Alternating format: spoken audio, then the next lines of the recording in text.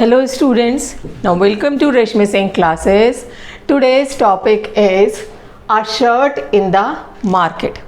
In this chapter we are going to study about the journey of a shirt. Clear? It begins with the production of cotton and ends with the sale of shirt. ये start इसकी journey होती है production of cotton. Cotton कैसे उगाई जाती है, कैसे उगती है फील्ड्स में, और उसके बाद sale of shirt in the supermarket और बिग मॉल्स, कैसे वहाँ तक शर्ट पहुँचती है, उसकी पूरी जर्नी हम एक shirt in the market chapter में पढ़ेंगे. Clear? It shows a chain of a markets which links to the producer of cotton to the buyers of the shirt.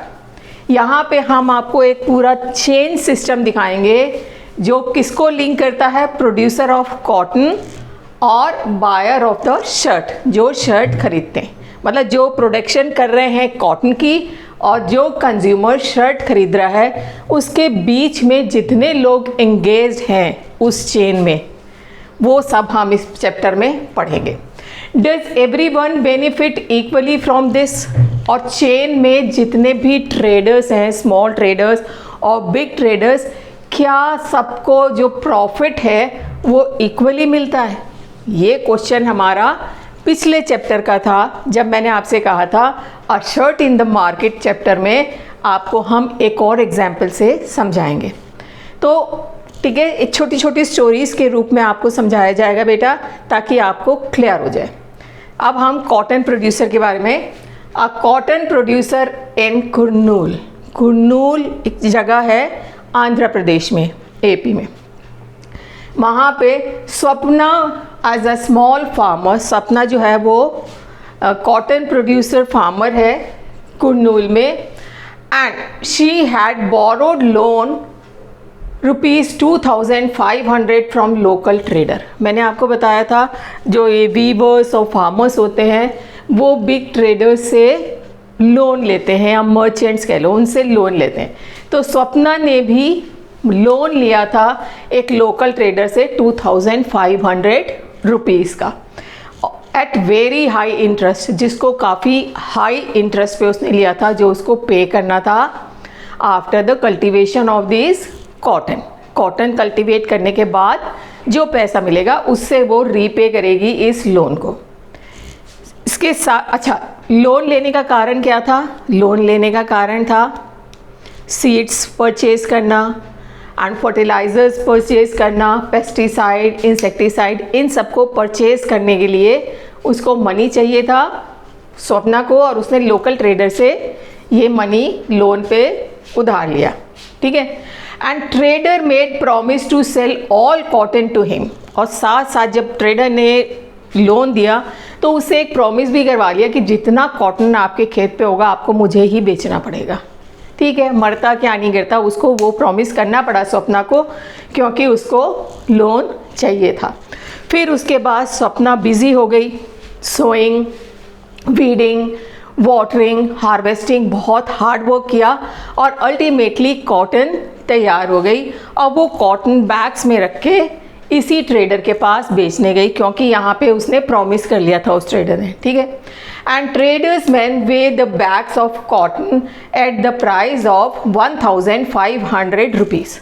अब वहाँ पे जो ट्रेडर्स के आदमी थे उन्होंने उसका वज़न लिया और क्विंटल के हिसाब से बताया कि हम 1,500 क्विंटल के हिसाब से आपका कॉटन लेंगे.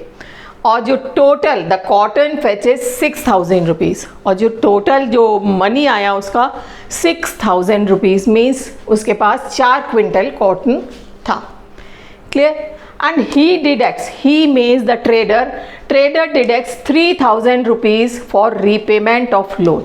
क्योंकि बहुत हाई इंटरेस्ट पे था तो उसने 2,500 की जगह ₹3,000 काट लिए फॉर लोन, और 3,000 page to Swapna.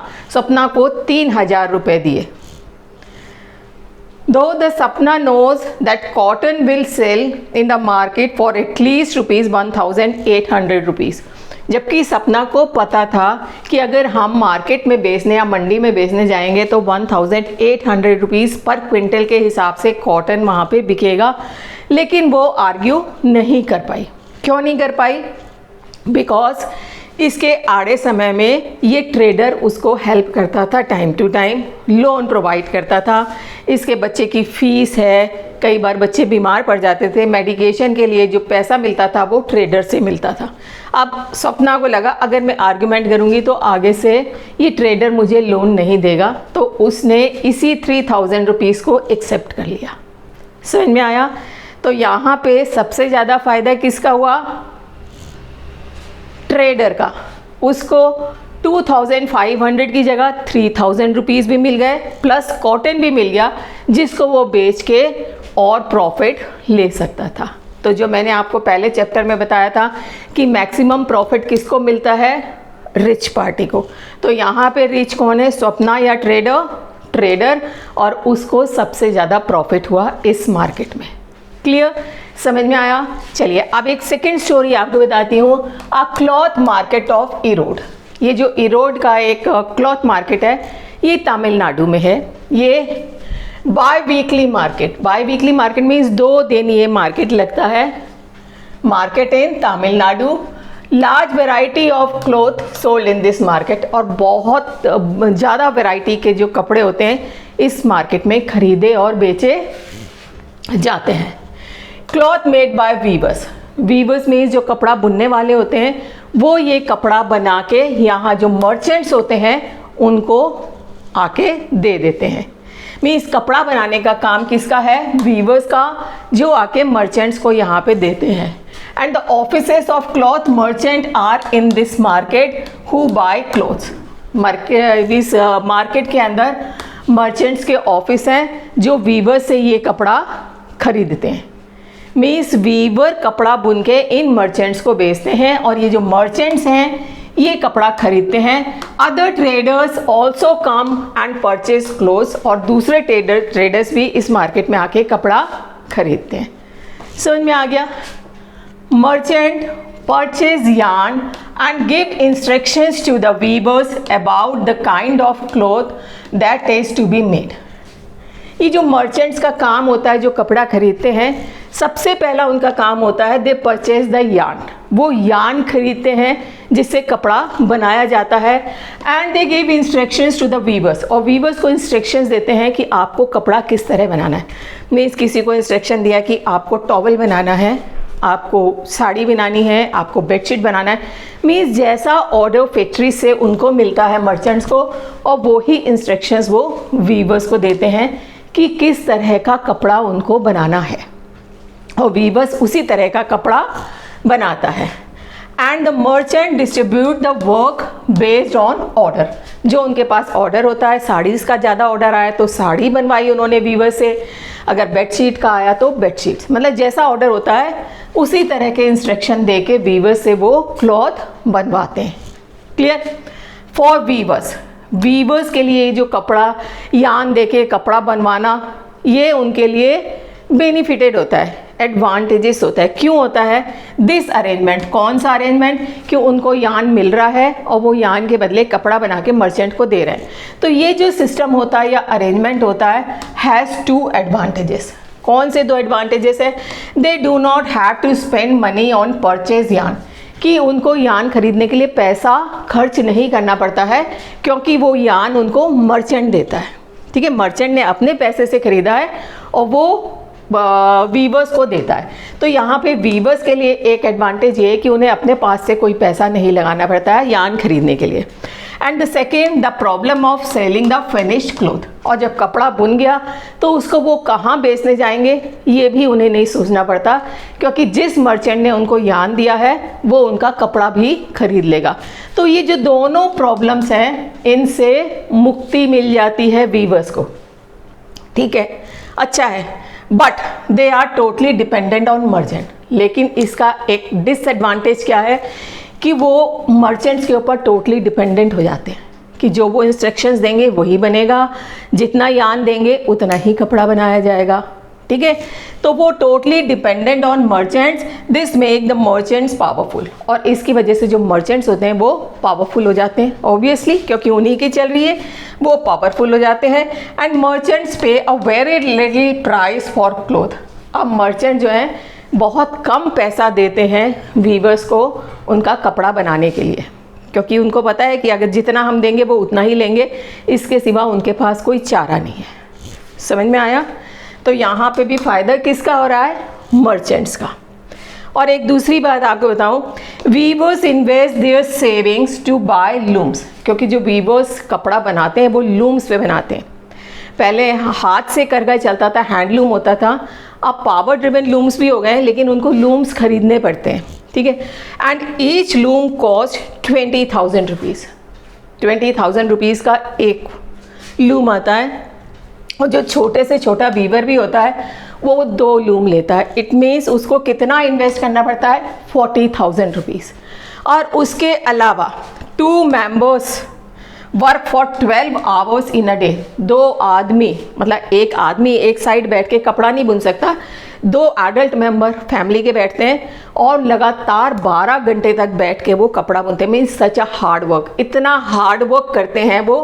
And they earn about the 3,500 rupees per month. लेकिन इतना हार्ड वर्क करने के बाद भी उनको मंथ में कितना मिलता है?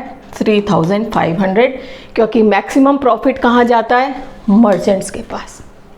फिर वही कहानी आ गई, जो रिच हैं उनके पास प्रॉफिट, मैक्सिमम प्रॉफिट गया। अच्छा, एक आपकी बुक में है पुटिंग आउट सिस्टम, जिसको आउटसोर्स वर्क भी कहते हैं। मीन्स अपना वर्क दूसरे को डिलीवर कर देना, और वहाँ से जो उनका काम करने के बाद उन्होंने वापस उसी को सबमिट कर दिया। जैसे मर्चेंट हैं, वो यार्न्स डिलीवर कर देते हैं वीवर्स को, और वीवर्स कपड़ा बुन के वापस मर्चेंट्स को दे देते हैं। ये कहलाता है आपका पुटिंग आउट वर्क। क्लियर? ये आजकल जितनी सॉफ्टवेयर कंपनीज हैं, ये भी बेटा ये आउटसोर्सिंग का वर्क करते हैं। अपना वर्क जो होता है दूसरी कंपनीज को दे देते हैं, वो वर्क कंप्लीट करके वापस पेरेंट कंपनी को रिटर्न कर देते हैं। आउटसोर्स वर्किंग कहलाती है ये। क्लियर? तो ये पुटिंग आउट सिस्टम है। अच्छा, इससे बचने के लिए वीवर्स को क्या करना चाहिए? मैंने पिछले चैप्टर में भी आपको पढ़ाया था, कोऑपरेटिव्स। तो तमिलनाडु में क्या हुआ, वीवर्स कोऑपरेटिव्स, उन्होंने एक कोऑपरेटिव बनाया, सोसाइटी बनाई, कोऑपरेटिव्स बनाया। And these cooperatives procure yarn and also does the marketing. अब ये काम है सोसाइटीज़ का या कोऑपरेटिव्स का, वो यार्न भी प्रोक्योर करती हैं, और जो कपड़ा बन जाता है, कपड़ा बनने के बाद उसकी मार्केटिंग भी करती है। ठीक है? अब यहाँ पे आपका जो मर्चेंट का रोल्स है वो रिड्यूस हो गया, वो कम हो गया। तो अब जो मैक्सिमम बेनिफिट है वो किसको मिलेगा? वीवर्स को, जिसकी वजह से ये वीवर्स कोऑपरेटिव्स बनाए गए।